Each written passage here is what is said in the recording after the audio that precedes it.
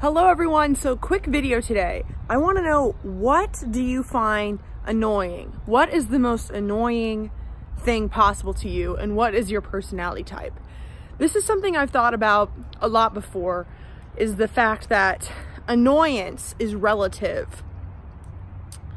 One thing that somebody finds annoying might not be annoying to somebody else. And I don't think it's possible, really, for anything to be objectively annoying. I was called annoying a lot growing up. I still am called annoying. I have pretty much, that's the worst thing that people have been able to say about me. At least to my face. I'm sure there are other things, but I understand this word. I've been called this word a lot, and so I guess that's why I've wondered, what does it mean to be annoying? I would never put on someone, oh, you're annoying, because if I find someone annoying, all that does is tell me about me. It has nothing to do with the other person. It just lets me know what sort of qualities I don't like that much.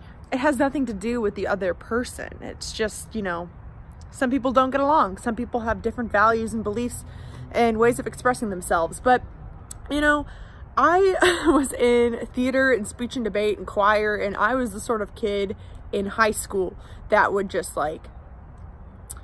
make jokes very loudly. Okay, I remember in 2011 when memes were first becoming a thing, and there were those it was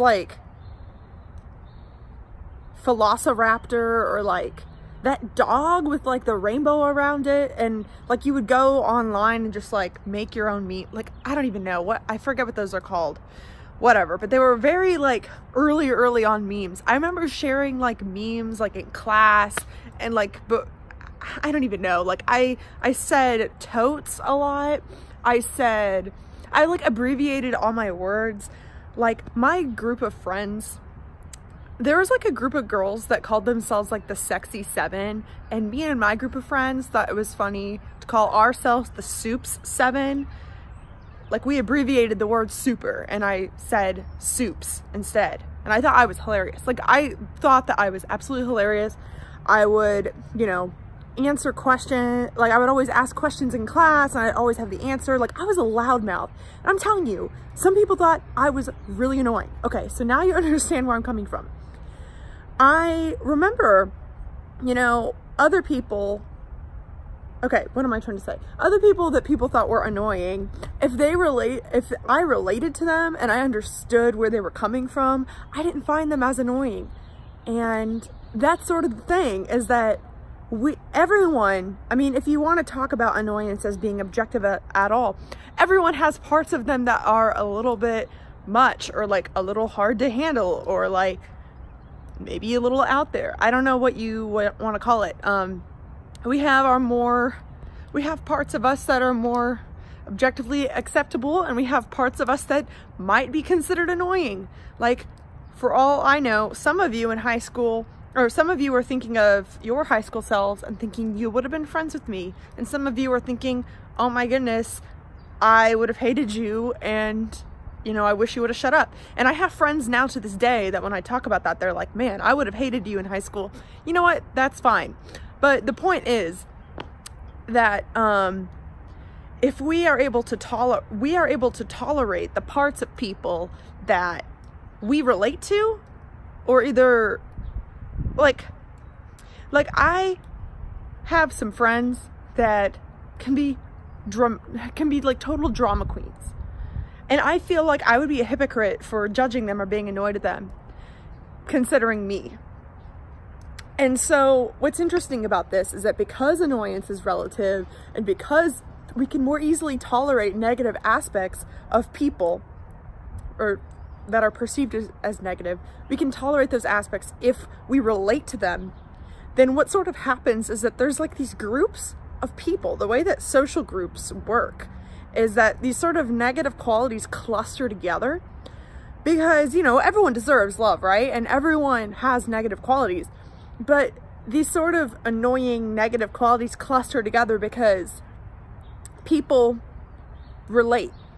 Like, me and all of my friends were loudmouth people, you know, drama queen, over the top, you know. And, you know, like, I didn't annoy them and they didn't annoy me. And so we, you know, went off validating each other, and you know what? We just kept abbreviating words.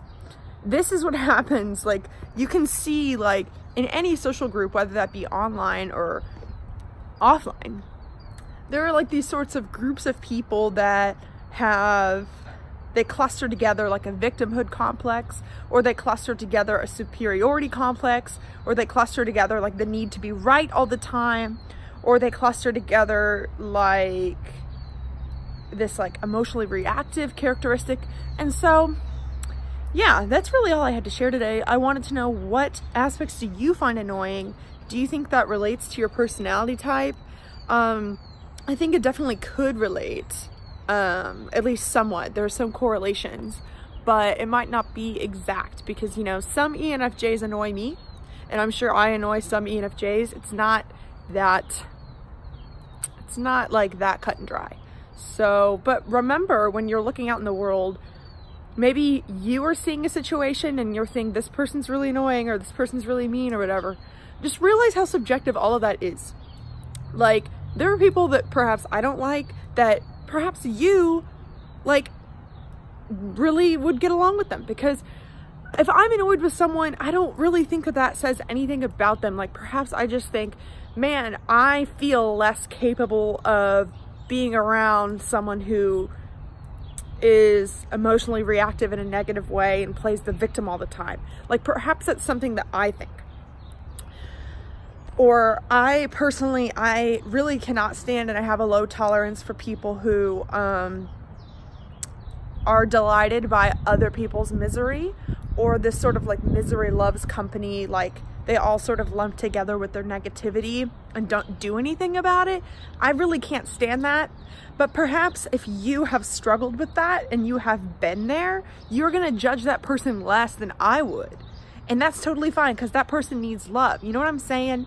Like, some of you guys that perhaps are loudmouths and speak out a lot, and then will sort of be like, oh no, I didn't say that correctly, it wasn't taken all the way correctly, might relate to me and resonate with me, and might like judge me less when I say something wrong, because perhaps you like relate to that, you know, like, or you relate to being like the sort of person to, you know, I don't know, talk without thinking.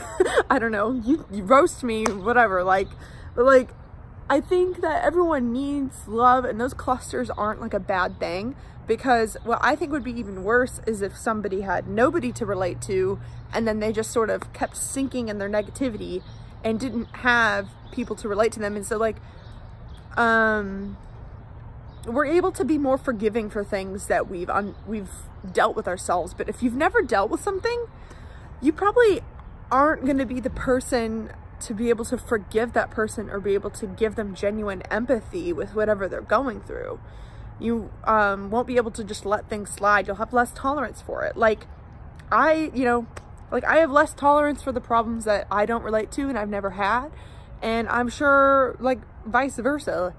Like, but yeah, so thank you for watching, and let me know in the comments if you are a fan of like the Synchronic Saturdays videos or any video I've done with Crystal.